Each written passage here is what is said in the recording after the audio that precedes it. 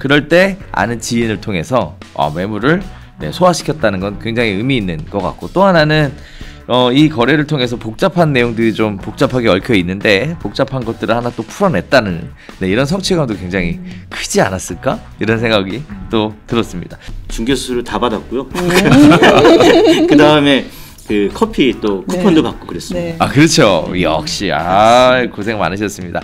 역시 계약 소식은 늘 언제나 우리를 훈훈하게 만들어주는 것 같습니다. 자, 이번에는 좀 색다른 질문 하나 드려보려고 해요.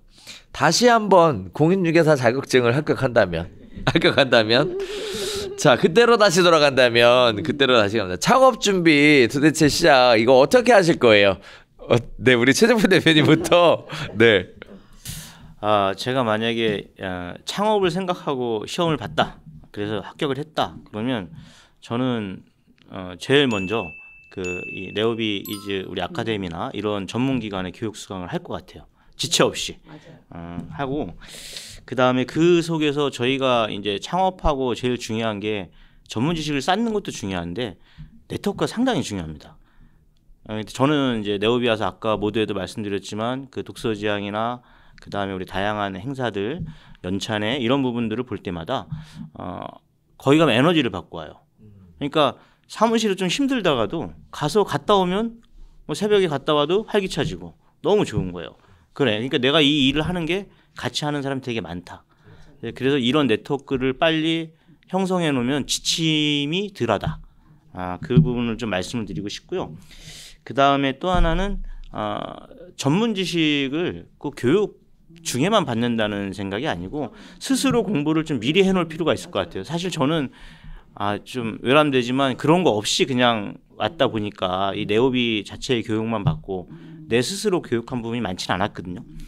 그러다 보니까 너무 후회가 되고 그리고 블로그나 유튜브, 특히 블로그 같은 거는 전문 지식을 쌓아가면서 스스로 늘 내가 작성을 할 수 있는 부분들이 있기 때문에 미리 블로그의 어떤 작성 스킬이나 이런 걸 공부하고 오시면 이 전문교육기관의 교육을 받더라도 훨씬 더 좋을 것 같은 생각이 듭니다. 그런 생각이 들었고, 마지막으로는 내가 창업하고 싶은 지역이 있다. 그 지역이 있으면 거기에 대해서 아까도 말씀드렸지만 거기 근처에 있는 공인중개사분들 어떻게 하는지, 어떤 물건을 주로 다루는지 이런 것들을 미리 분석하시고 나는 나만의 어떤 차별을 갖고 갈 것인가 이런 거를 정해놓고 가면은 훨씬 수월할 것 같고, 제가 다시 돌아간다면 그 길을 갈 거고요. 오늘부터 한번 저도 다시 해보겠습니다. 그렇군요. 또 새로운. 자, 일단 정리를 해보면 이런 말씀 주셨어요. 일단 전문적인 실무 교육을 좀 받아야 한다.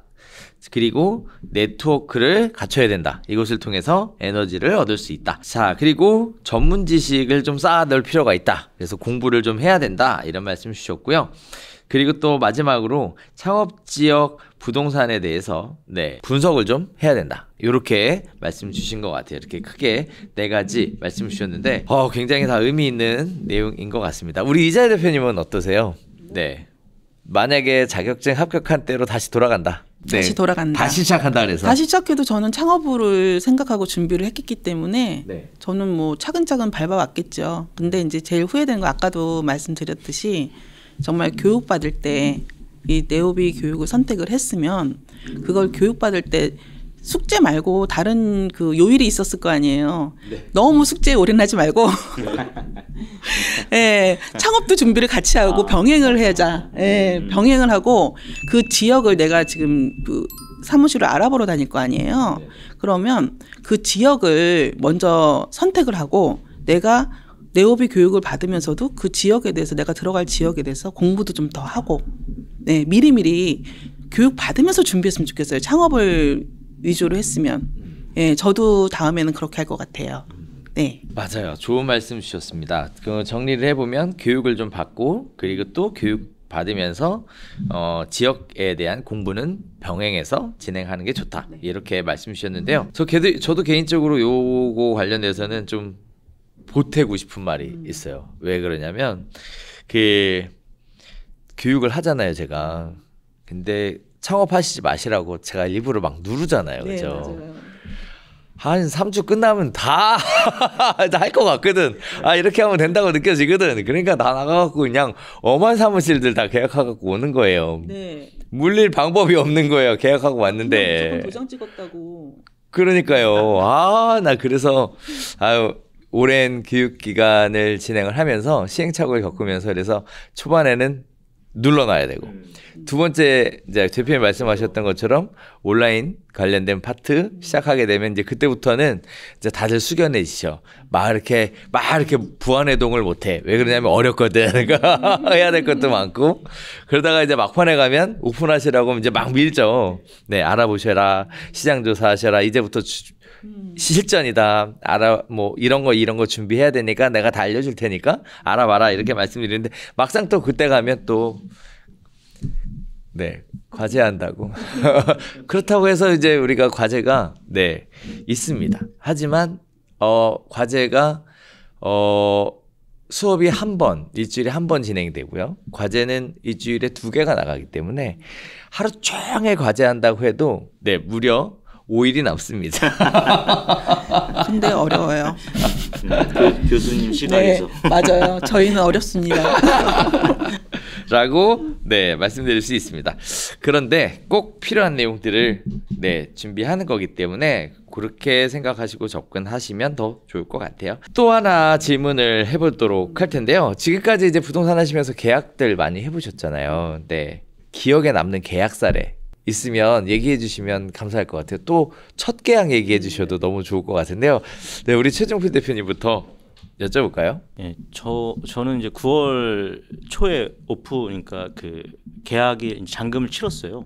근데 치르자마자 이제 사무실이 계약이 됐다 그러니까 그 지인께서 그 오피스텔 물건을 주겠다. 그 술을 막 먹었어요. 술을 막 먹는데 정말 오피스텔 물건을 주시는 거예요. 자기 게 아니고 자기의 지인 거를. 근데 지역이 하나매요. 나는 안양에다 차렸는데 이걸 어떻게 해야 되나 고민을 되게 많이 했어요. 되게 고민을 많이 하다가 일단 집사람하고 둘이 하나로 날라갔어요. 오피스텔 상황을 보자. 임장을 해야 될 거 아닙니까?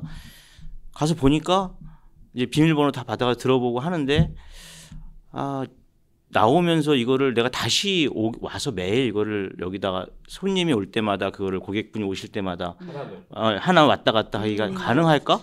불가능하잖아요. 지역 부동산을 그 인근을 다 찾아보면 그날 일요일이니까 다 문을 닫는 거예요. 아무도 없는 거예요. 그래서 그때 어떻게 할까 고민하다가 생각난 게 그 저희 그 네오비 그 우리 이제 이제 아카데미에서 쇼츠 프로그램이 있지 않습니까? 동영상 제작하는 거기에서 만난 분이 저한테 여기서 명함을 주신 분이 있는데 그분이 하남 미사 대박 부동산인 거예요.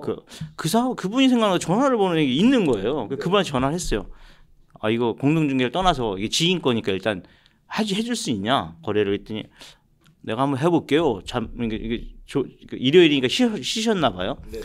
그런 목소리에서 이거 어쩌지? 그럼 한번 해보자. 그러고 이제 맡겼어요. 맡겼는데 이게 그 물건이 강남 부동산하고도 막 연결이 있어 되게 복잡했어요. 힘들었고.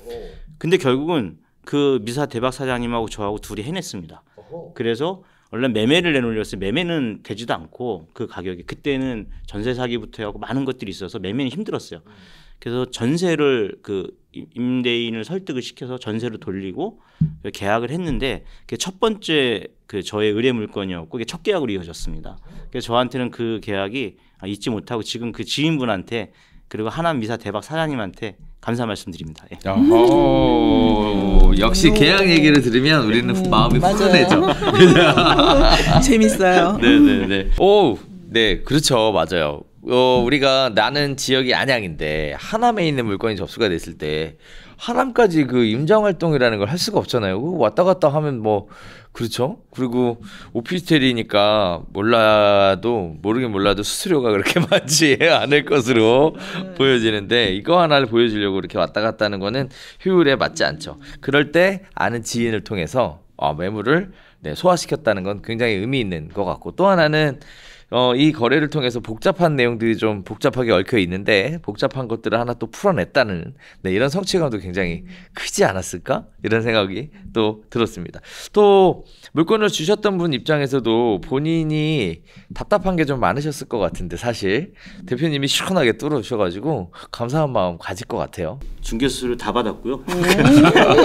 그 다음에 그 커피 또 쿠폰도 받고 그랬습니다. 네. 아 그렇죠. 역시 고생 많으셨습니다. 역시 계약 소식은 늘 언제나 우리를 훈훈하게 만들어주는 것 같습니다. 자 우리 이자 대표님도 계약 많이 하시잖아요. 네, 그 기억에 남는 계약 사례 어떤 거 있으실까요? 저 같은 경우는 처음에 이제 오픈했을 때 한 가지가 있었어요. 첫 계약은 순리대로 그냥 딱 보자마자 딱 하고 딱 계약하자. 네, 그런 그게 있었는데 첫 계약은 그렇게 했고요. 그냥 순리대로 그냥 착착착 그날 보러 와서 그날 계약하고 그날 저기 다 마무리 짓고 가셨고요.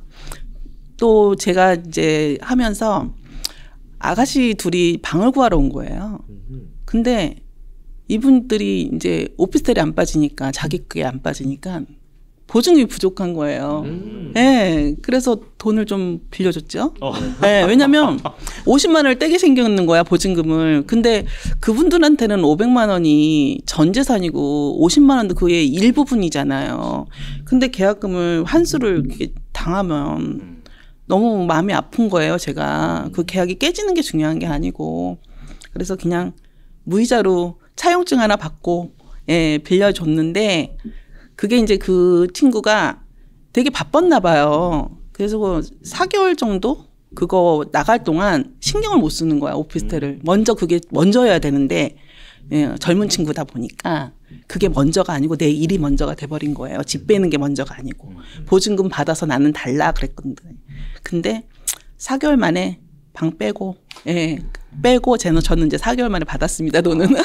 돈 받고, 그게 일이 잘 마무리됐고, 그 고객한테 50만 원 손해 안 보게 한 거. 왜냐하면 젊은 아가씨들이 딸 같은데, 그게 좀 마음이 아프더라고요. 그리고 또 하나 또 기억 남는 건, 그 두부집 사장님이셨는데, 가게 오픈하자마자 얼마 안 돼서 팔목이 다친 거예요. 두부를 만들어야 되는데. 오호. 근데, 다른 주변 부동산에 내놨는데 안 나간 거야. 그래가지고 저 오픈해서 이제 오시더라고요. 근데 저도 자영업을 많이 해봤기 때문에 왜냐면 그만두는 심정이 되게 그게 참 안타깝거든요. 그래서 그분 물건을 빼려고 정말 노력했어요. 오시는 분한테 계속 소개시켜주고 했는데 불경기다 보니까 상가가 잘 안 나가잖아요. 그래도 기도하는 마음, 그 간절한 마음이 저한테 물건이 그 고객님이 오셨나 봐요. 그래도 몇 개월 만에 그 동네에서 저는 권리금 작업을 안 한 사람이다. 그렇게 소문을 내니 오시더라고요. 그리고 오실 때 두 분이 그냥 같이 합의해라. 그러니까 그게 순식간에 그냥 이루어지더라고요. 그래서 그분 거를 뺐던 기억. 너무 고맙다고 인사받은 기억. 그렇군요. 오, 네. 역시 계약 소식은 훈훈합니다. 그 중에서도 또 미담 사례가 있는 그런 계약이었던 것 같은데요. 제가 어줍지 않게 한 말씀 드리면 그 돈 빌려줬다는 얘기는 하면 안 돼요. 네, 죄송합니다. 그런 얘기하면은 죄송합니다. 돈 빌려달라고 하는 사람들이 엄청 와요. 이제는 안 빌려주려고요. 그렇죠. 네. 자, 그래서 그런 부분들이 있습니다. 자, 우리가 사실 중개하는데 누군가를 도와주고 싶은 마음으로 중개를 하다 보니까 사실 이런 부분들도 있는 거잖아요. 그죠? 맞아요. 너무 오지랖 넓어도 안 되겠더라고요.